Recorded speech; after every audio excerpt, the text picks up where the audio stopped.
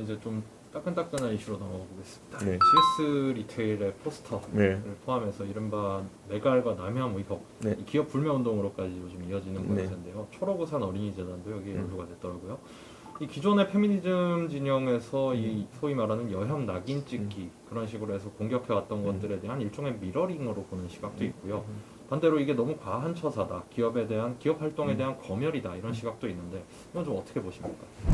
저는 이렇게 생각합니다. 만약에 그런 어떤 젠더 갈등 구도가 고착화되면은 이거는 지역 갈등보다 더한 갈등이 될 것이다. 이런 생각을 합니다.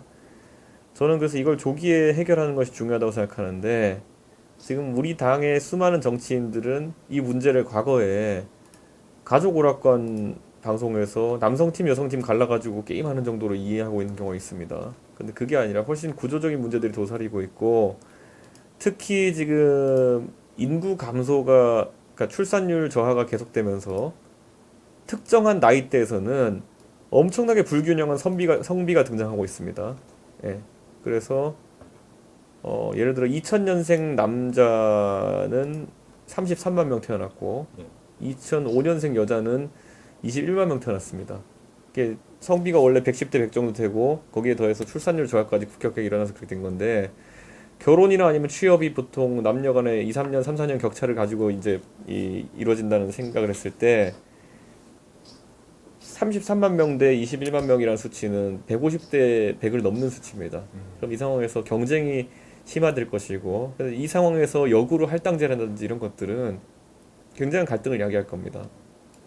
그래서 이런 성비 불균형이나 인구 문제에 대해 가지고 정치인들이 합리적인 고민을 미리 해나가야 되는데 저는 이번에 젠더 논쟁이라는 것이 사실 서울시장 선거에서 오세훈 시장에 대한 72.5%라는 경이로운 지지율을 분석하는 과정에서 대두되기 시작한 거거든요. 예, 제가 뭐 기자들이 물어볼 때 왜 이런 결과가 나왔다고 생각합니까? 그랬더니 제가 20대와 30대의 차이는 모르겠지만 20대 남성과 여성의 차이가 이렇게 났다고 하면은 이거는 젠더 정책에 대한 이해가 달라서 그런 거다라고 제가 얘기했는데 그때부터 이런 논쟁이 촉발됐는데 제가 뭐 봤을 때는 할당제나 아니면은 뭐 가산점제 이 정도에 대한 문제를 제가 지적했는데 저에게 바로 이제 뭐 여혐이니 무슨 뭐 여성을 싫어하는 이런 프레임이 잡히는 것 자체가 굉장히 성역화돼 있구나 이 문제가 저는 그런 생각을 하게 되고 이거 고름을 제때 빼지 않으면은 제 생각에 우리 사회는 혹이 하나 생길 겁니다. 예, 그런 데서 이 문제를 잘 다루는 게 중요하고 저는 기본적으로 그런 생각을 합니다. 그 GS25시나 이런 불매운동 같은 경우에도 저는 GS25시 불매운동이 뭐 예를 들어 특정한 표식이 한번 등장했다고 해가지고 생긴 게 아니거든요. 특정한 표식에 대해 가지고 소비자들이 의혹을 제기했을 때 비합리적인 해명을 하고 그리고 또다시 조롱성의 디자인이 가미된 어떤 수정본이 올라오고 뭐 이런 과정들을 겪어가지고 이렇게 된 것인데 어쩌면 기업도 이 안에서 피해자일지 모릅니다. 그 디자인 업무를 하는 사람이든지 누군가의 피해자일지 모르는데 그러면 그럴수록 오히려 좀 더 그런 상황을 파악하는 게 중요하다 이렇게 보는데 상당히 그런 몇 번의 절차가 있었음에도 그게 안 되니까 이제 불매운동이라는 아주 강력한 방식으로 이게 일어나고 있는 것 같은데 저는 기본적으로 기업에서 이 문제에 대해서 민감성을 좀 가졌으면 좋겠습니다.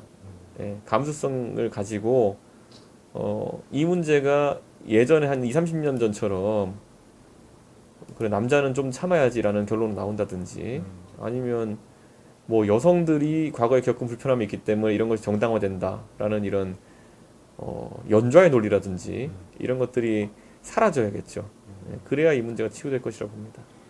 말씀해주신 대로 이제 2030 남성들 또 네. 10대 남성들 입장에서는 이 지금까지 여혐론자라는 방금 말씀해주셨던 그런 낙인이 두려워서 누구도 못 나섰더니 페미니즘 분야에 대해서 가려운 곳을 긁어준다 이런 느낌이 들어서 지지가 상당히 강한 것 같은데 다만 이 문제가 향후에 이제 선거에서 이 확장성의 문제를 야기할 수 있다 이런 정치공학적인 비판도 있습니다. 여기에 대해서 어떻게 생각하세요?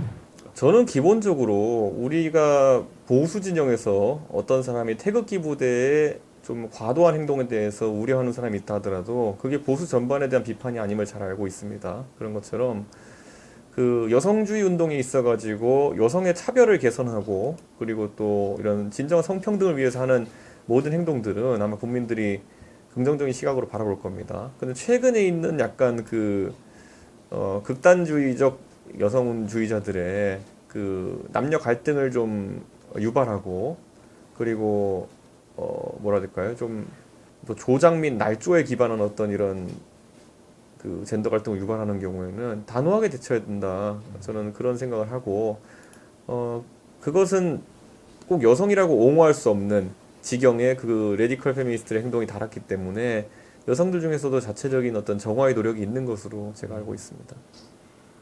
최근에 이제 페이스북 활동을 상당히 예전부터 활발하게 하고 계세요. 네. 저도 한 2015년인가 그때 네. 팔로우를 했었던 것 같은데 매번 이제 문재인 대통령의 페이스북에 네. 약간의 조롱에 섞인 댓글을 달고 계신데 이유가 좀 궁금합니다. 페이스북이라는 것이 단순히 그냥 공지사항 올리는 곳이라고 생각하는 정치인들이 있다면 그건 아닙니다.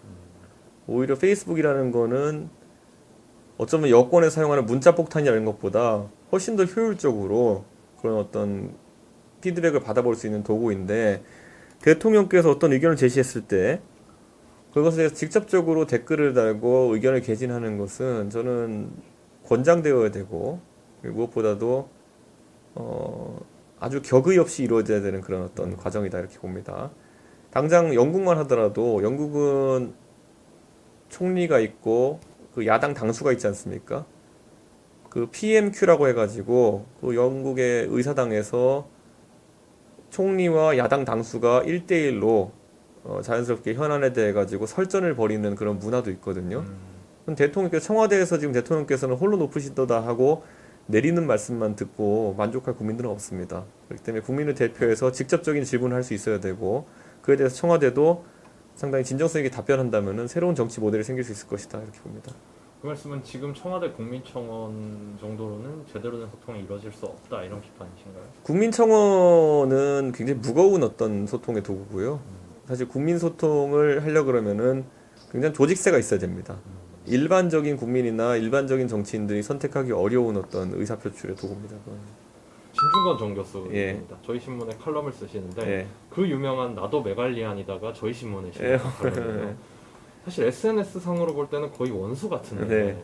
또 반대로 보면은 이렇게까지 싸우면서도 계속 관계를 이어가는 걸 보면은 개인적으로는 정말 친한 게 아닌가 네. 이런 생각이 들거든요.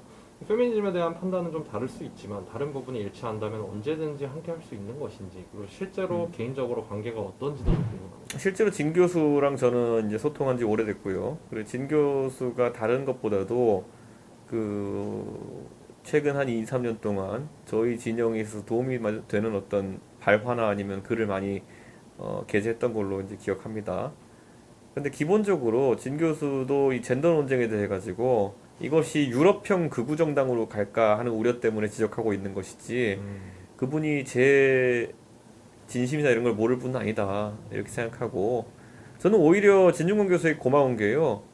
이게 매번 이런 문제가 생겼을 때 뭐 이불로 덮고 가는 것보다는 한 번은 확실하게 치워야 되는 그런 어떤 어지러움인데 저는 그런 것에 진중권 교수 같이 수준 높은 논객과 같이 토론할 수 있다는 것을 굉장히 긍정적으로 생각합니다. 이게 뭐 다짜고짜 욕보도 나오고 사람 이런 사람이랑 얘기하면 할 수가 없는 얘기거든요. 근데 서로 고민이 많은 지점이기 때문에 뭐 다소 표현이야 저희가 워낙 친하기 때문에 모르는 분들이 보면 이제 가격할 수 있겠지만은 내용 면에서는 알차게 토론하고 있다 생각합니다. 일단 가벼운 질문을 하나 드리면 가상화폐로 선거 서너 번 치를 정도 돈을 벌었다 이렇게 말씀을 하셨어요. 네. 근데 선거를 서너 번 치를 정도면 상당히 거액인데 이 투자자로서 겪어본 바에 따르면 이 가상화폐 정책 어떻게 가야 된다고 봅니까? 그게 선거 한 번 치를 때 보통 서울에서는 선거를 법정 선거 비용이 한 1억 5천에서 2억 정도 됩니다. 네. 그렇기 때문에 뭐 일설에 따른 수십억 설, 수백억 설 이런 것까지는 아니고요. 그런데 투자라는 것은 사실 개인의 책임을 따라서 하는 것이고 저도 그에 따라 상당한 변동성을 겪었기 때문에